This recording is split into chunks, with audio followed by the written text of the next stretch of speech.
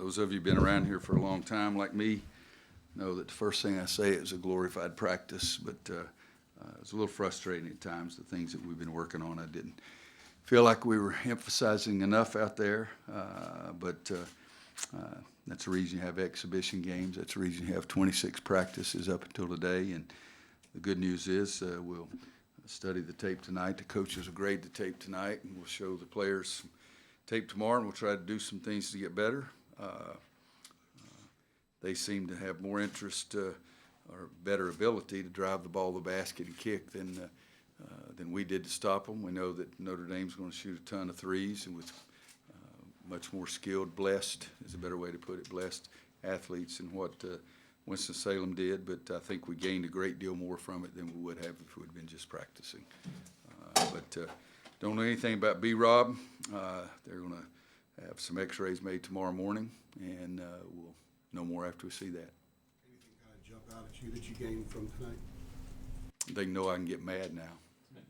They've been in the back of their minds. They didn't know that for sure, but it's removed any doubt now. Roy, how's the defense been coming along? We've been doing some nice things defensively, and tonight we started making mistakes when forgetting who the heck we were supposed to be guarding. After that, it sort of went downhill. But, you look at numbers, and they shoot 32%, but we gave them way too many open drives to the basket, particularly in the first half. In the second half, they drive, and we had somebody help, but then they'd kick, and they shoot 16 threes in the second half. They made 4. It looked like to me they made 14 out of 14. But I always say that Coach Smith used to say you shouldn't get too mad until you look at the tape. So I'm already too mad, so I'm not going to say anything else until I look at the tape. Coach Williams, can you just speak? I have a two-part question. Could you just speak on the respect that you have for Coach Big House Gaines, and on a second note, what would it take for players like a Cole Anthony or Mondo Baycott to come to or play for an HBCU or a team with that level? The second one, I have no idea. Earl the Pearl made him look good, and some of those guys, and it can be done. What's the big guy that was a big-time rebounder in NBA, played at Virginia Union, I think. Ben Wallace. Yeah, Ben. So it can be done. There's no question about that. They have to have the ability first, but then they have to have that just unbelievable desire to outwork people all the time. And Big House, Coach Gaines was great. He was great to me.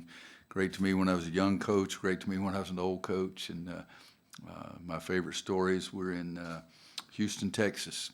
And I said, Coach, you have anything planned to get you something to eat? And he says, no, not really. I said, I got a great barbecue place over here. He says, that sounds good. Where is it? And I said, won't you just follow me? And I said, in fact, if you want to ride with me, you can. He said, no, I got. So we went there, and I was his friend the rest of his life. And just because I'd showed him some of the best Texas barbecue you'd ever seen. And he reminded me every time I'd see him, he says, you got any place in this town? But no, Coach stood for so many great things of being a great basketball coach, but caring about people and trying to make sure that all his players got to be better players, but more importantly, got to be better human beings by being with him. And so that's a pretty good legacy to have. Can you talk about Leaky Black in this play tonight? Leaky's, the first, what do we have, 26 practices, I guess. The first 10 practices, he barely practiced. And since then, he's been getting it more and more. We've been trying to go slow with him. He had one stretch today. I think he had 3 assists in a 4-possession stretch, and that was my favorite part of the game. But for us to be a really good basketball team, Leaky's got to stay healthy and play and not make the silly mistakes he made today. But 7 assists, 1 turnover, 2 for 3 from the floor. I don't mind if he shoots more than that. I like him taking the ball to the basket, but 7 assists and 1 turnover is the best part. We'd like to know what Andrew's been doing and what he can give you guys. Andrew, he's a good shooter. What did Andrew shoot? 1 for 4. He's 1 for 4 from three-point line. He was 0 for ever how many he took of stupid floaters. If you go, Justin Jackson's the only guy I've ever seen that can make floaters, and so he's got a few more weeks to show me that he can make them, or we're going to put him in the basement. But he's just a tough kid and tries to do the right thing. Made maybe the best pass of the game, pitching it down the court to Armando as he was running down. He had 3 assists, 0 turnovers. Andrew's a tough kid, too. He missed a good bit of preseason practice, too, for his ankle as well. What were the issues on the turnovers that you saw? Stupidity. Was Cole Anthony trying to force it, in your opinion, tonight? I don't know. Cole's a playmaker. He makes a lot of plays. Sometimes you're going to make mistakes. I thought he made a couple of times where he penetrated it and got too far in there with 2 or 3 guys around him. What you need to do is penetrate, and then you got to stop at a point where you can make the play for somebody else or make the play for yourself. If you get too far in there, then you can't make a play for anybody. But he's been sensational for us, and the good news is if I have to worry about Cole, I'm guessing don't have any worries because Take one he's more, been 'cause- really good. I'm sorry, take one more because he wants to go check on Brandon. Roy, with Leaky and Justin both playing kind of different positions, does that give you a little bit of flexibility in terms of your lineups? Well, you know, guys, right now we have 8 guys that I feel like I've gotten confidence in. I'd like to get another 1 or 2.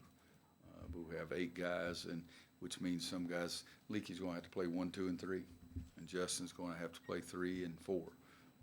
And so it's harder to cross the line. We have a point guard position, we have 2 wing positions, and 2 post players. If you go across the line from one of those positions to the other, it's difficult, and Leaky and Justin are the 2 guys who are going to have to do it the most. Thanks, Hard. Coach.